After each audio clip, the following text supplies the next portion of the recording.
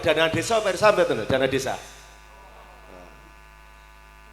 Itu wajib untuk diketahui bersama karena Bapak sekalian bukan damel ngincengi Pak Lurah, mboten. Pirsane dana desa itu kalau pirsa panjenengan ayo dirembug nih bareng kira-kira prioritasnya apa sing perlu digarap niki. Tapi pun saelinge. Elinge niku ngeten pas rembugan elinge iki dhisik ngoten. Berikutnya nanti akhirnya mboten nyambung. Nah, dirembug niku yang disebut dengan berkelanjutan niku oh tahun pertama petane datang mriki, tahun kedua nih mriki, tahun ketiga ini dan seterusnya sehingga nanti gambaranipun desa walaupun di kula matur niki hanya memperkuat yang sudah dilakukan oleh Pak Lurah, nderek mensosialisasikan Pak Lurah. Dari berbagai niki. Lah, kemudian dari tahun pertama, kedua, dan akhirnya wajah desa nanti kadosé mekaten. Nah, jadi mimpi niku pareng dan harus tapi tidak cukup di mimpi tapi juga harus direalisasikan, dilaksanakan. Nah, gotong royong, guyub rukun sebagai bagian dari modal sosial, sebagai modal masyarakat ini terus dipupuk. Empun terus ngaten mengke nyun sewu. Alah Pak Lurah mboten sah teng swadaya mboten sah teng pendamelan wong teng desa pun enten dana desa. Niku keliru besar. Nah, justru bagaimana dana desa utawi dana yang lain menjadi untuk menstimulan untuk menggerakkan potensi tadi saiyek saiki proyek kalih warga desa nipun sedaya. Manganipun mimpi desa insya Allah lek niki saged jadi gemah ripah loh jinawi toto tentem kerto raharjo niku akan tercapai. Mboten enten cara niki curiga mencurigai antara satu yang lain. Nah, itulah Bapak sekalian, kita masih banyak menghadapi tantangan. Salah satu tantangannya adalah soal kemiskinan. Kita masih ada di 12,53% kalau nggak salah kemiskinan di desa. Stunting secara nasional masih tahun 2021 itu 24,4%. Bapak Presiden mentargetkan di tahun 2024 itu turun menjadi 14%. Hari ini untuk tahun 2022 itu baru pada posisi 21,26%. Insya Allah di akhir 2023 nanti ditargetkan menjadi 17 dan di tahun 2024 menjadi 14%. Memahami niki nyun sewu sampun hanya dimanai wah iki targetnya angka-angka hanya untuk prestasi ini Pak Lurah, boten. Harus dimaknai dan harus dipahami bahwa stunting niku adalah investasi sumber daya manusia di masa yang akan datang. Saya bangga terhadap adik-adik ini tadi. Kula niku nggih wong desa. Wau Pak Kadis sampun nyeritakne kula dari dusun atau desa Demangan, Kecamatan Siman. Sak kulane dapat jabung. Tapi ceritanya sih kurang nih Pak Kadis. Saya dilahirkan, kalau itu istilahnya saya besarnya karena bukan besar nih. Saya kelas 3, naik kelas 4 pindah ke situ.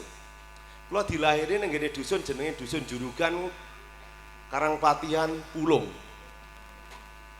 Niku kula sangantos kelas 3 teng mriku sekolah niku sekolah yang lewati alas. Duka kula sepatu mawon kira-kira mboten duwe. Lek sekolah yang mlakune lek 2 kilo 3 kilo enten. Ngliwati alas niku lek udan. Dalane nggih jeblok. Jeblok nggih, leres nggih? Bahasane jeblok nggih. Jeblok napa blegur? Jeblok ya? Iya.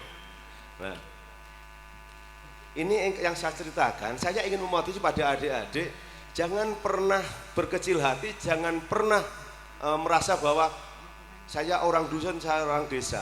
Tadi Pak Tony sudah menyampaikan dari seluruh ini banyak lahir tokoh-tokoh besar. Saya yakin nanti pada saatnya akan lebih besar lagi tokoh-tokoh akan lahir dari desa seluruh ini. Amin amin ya robbal alamin. Karena itu Bapak sekalian, tolong terkait dengan stunting Pak Lurah untuk menjadi perhatian. Karena salah satu ketahanan pangan ini multiplier efeknya besar dan banyak. Tidak hanya semata-mata untuk kemiskinan, tidak hanya semata-mata untuk menunda misalnya ini itu, tapi salah satunya juga untuk kecukupan bagi desa. Ketahanan pangan di desa bisa kita lihat dari 3 hal. Yang pertama adalah ketersediaan. Maka tadi dimatur Pak Lurah, di sini penduduknya 7.000. Nah, kira-kira bagaimana di desa ini mampu untuk swasembada pangan dalam konteks tadi saya katakan ketersediaan, sehingga ketika pada musim paceklik misalnya pun, atau ketika pada situasi tertentu kita masih ada tercukupi kebutuhan tersebut. Yang kedua adalah keterjangkauan antara dusun satu dengan dusun yang lain, antara keluarga satu misalnya yang kurang mampu kepada yang mampu dan sebagainya, sehingga terjadi tidak ada cerita lagi misalnya kelaparan karena tidak terjangkau adanya pangan. Yang ketiga adalah ketersediaan, keterjangkauan, yang kedua adalah pemanfaatan. Pemanfaatan artinya di sini kaitan dengan saya tadi adalah tidak hanya sekedar perlu kenyang sekarang ini, tapi juga yang memiliki nilai gizi, yang memiliki gizi berimbang, beragam, termasuk aman dari nyun sewu pestisida dan sebagainya. Nah ini nyun sewu kaitan dengan ini. Kalau ini bisa terangkat, inflasi saya yakin di desa tidak akan terjadi. Contoh kecil mawon loh nyun sewu, cabai itu bisa menggoyang negara loh, hanya cabai. Tapi saya yakin seluruh tidak akan pernah terjadi, lahan isi kathah, sing penting sregep lan purun gemrega. Kalau pikir enten leres ya nih, lek gelem obah ya mamah. Bukan mamah ya, Mas Novi. Mamah. Bukan mama ya. Artinya apa? Monggo pekarangan kita manfaatkan sehingga untuk kebutuhan di rumah tangga. Saya tantang Pak Lurah, karena saya pernah melakukan uji coba. Pernah mboten, nyun sewu niki bapak-bapak kalau tak ngerti. Pernah mboten bapak-bapak niku ngitung kira-kira kebutuhane ibu teng dapur niku sing ditokne ibu teng dapur niku sewulan pinten nate ngitung. Niki Mbak. Mboten nggih. Mboten ngertos urusane nggih. Pripun Pak Lurah niku leres mboten niki? Leres. Kalau ambil contoh kecil, bicara soal satu ketahanan pangan, yang kedua adalah soal menangani kemiskinan atau kebutuhan rumah tangga tadi. Dalam konsep menangani kemiskinan ada 2. Bagaimana menekan biaya pengeluaran dan meningkatkan pendapatan. Ada suatu ketika daripada beli nyun sewu juga lek mriki enten mboten nggih. Lek napa niku? Blijo, etek atau napa lain, nama lainnya itu. Yang orang jual sayur keliling niku napa mriki? Obrok, enten.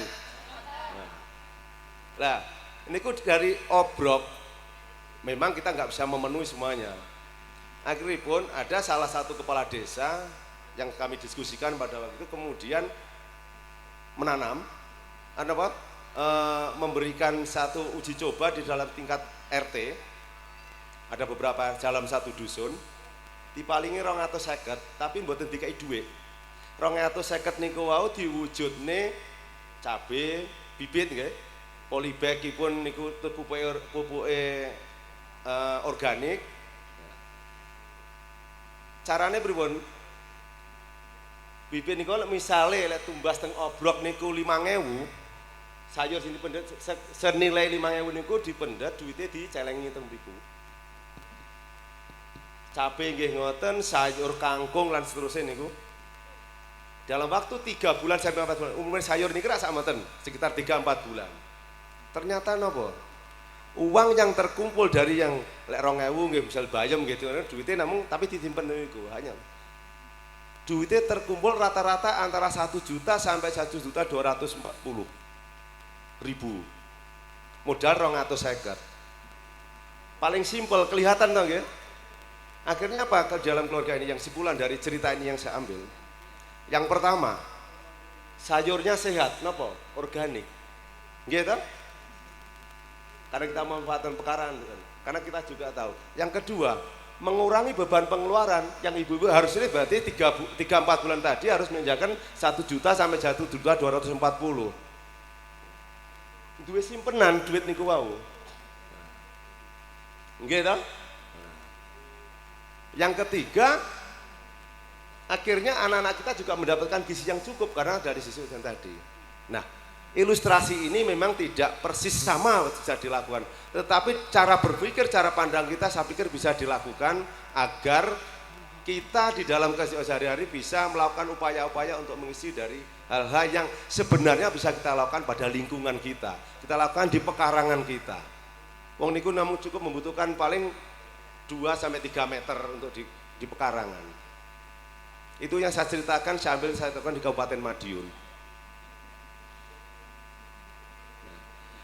Bapak Ibu dan hadirin sekalian yang saya hormati, pangapunten saya tidak berpanjang lebar karena tadi sudah panjang dan lebar yang belum matur. Goro-goro dikerjai kali Pak Lurah niki, akhirnya hilang kabeh hafalane. Yang terakhir, tentu membangun desa tidak bisa dilakukan sendiri. Pak Kades tidak akan berarti apa-apa tanpa dukungan dari masyarakat dan seluruh lembaga yang ada. Karena itu sepanjang apa yang dipikirkan oleh Pak Kades, sepanjang apa yang dilakukan oleh Pak Kades dan teman-teman itu adalah baik, monggo disengkuyung. Dan bersama-sama tentu Pak Kades juga tidak sendiri pada level di atasnya, ada Pak Camat, maka Pak Camat juga mungkin bisa menggerakkan berbagai potensi yang ada di kecamatan, baik itu yang lintas sektoral, termasuk dari PPL dan seluruh yang ada di organik kecamatan. Pak Kapolsek, Pak Dan Ramil juga punya organik di tingkat desa, Babinsa, Babin Kamtipmas untuk sama-sama sareng-sareng untuk bangun desa. Demikian juga di level kabupaten ada OPD. Maka ketika tadi yang sama-sama dimusyawarahkan, bahasa ini orkestrasinya itu harus tepat sehingga apa yang dicita-citakan untuk desa Selur ini akan semakin maju dan semakin berhasil.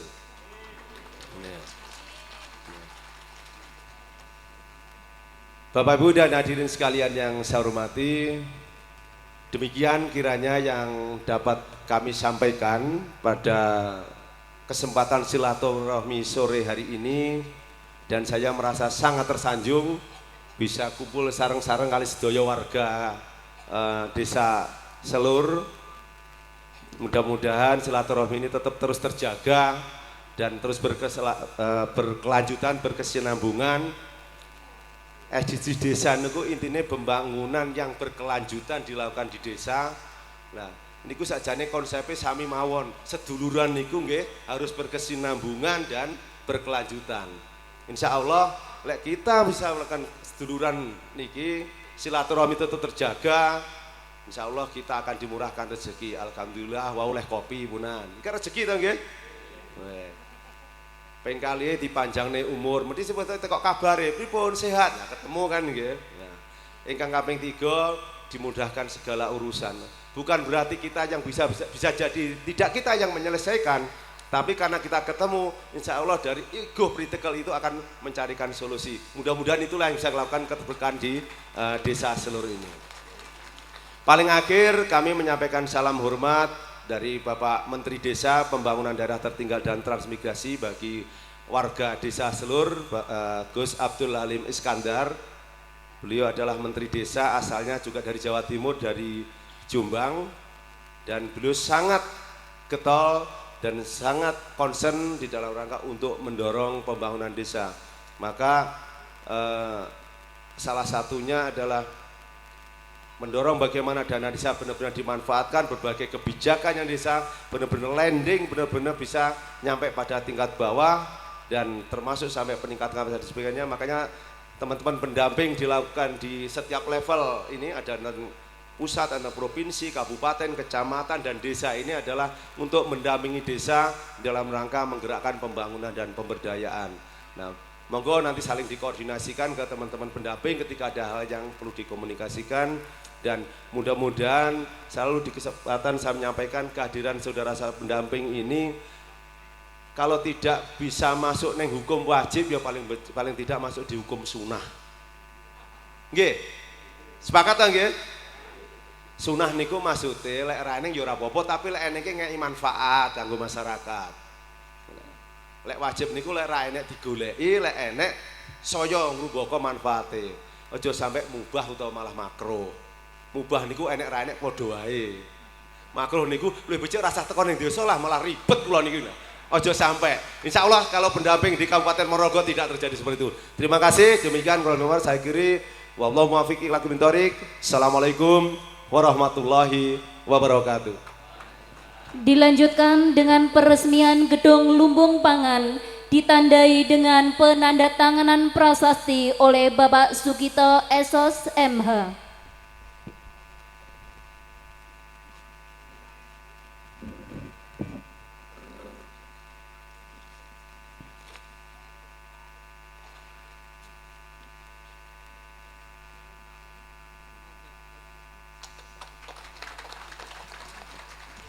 Acara dilanjutkan dengan foto bersama.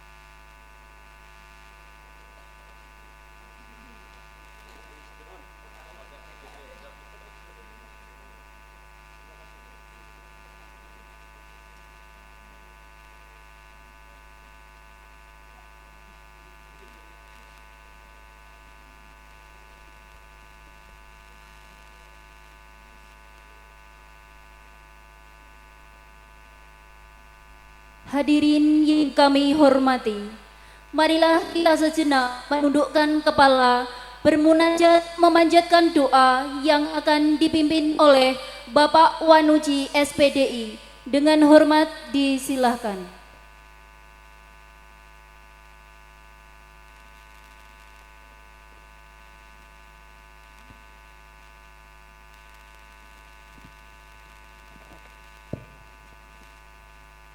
Assalamualaikum warahmatullahi wabarakatuh.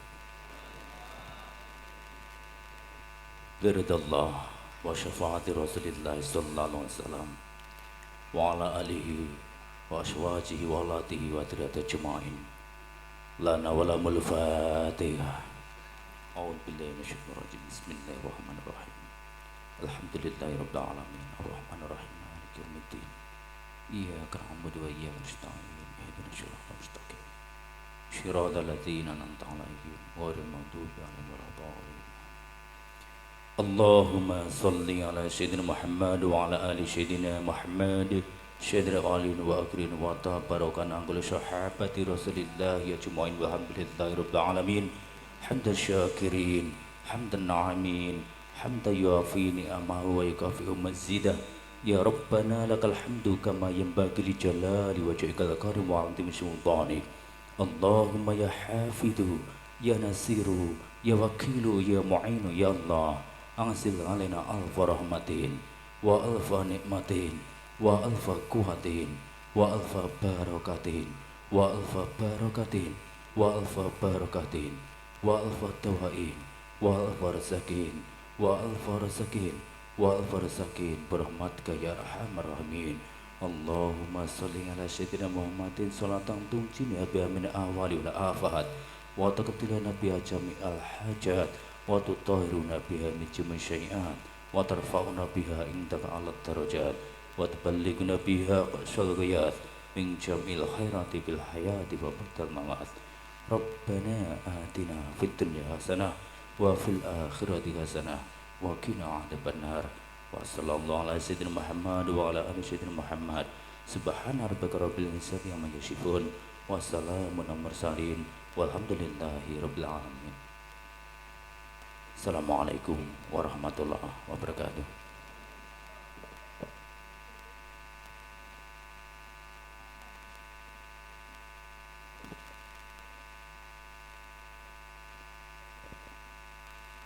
Bapak, Ibu, serta hadirin yang kami hormati, sebagai penutup acara yakni ramah tamah, dan dengan demikian berakhirlah sudah acara pada hari ini. Marilah acara kita tutup dengan bacaan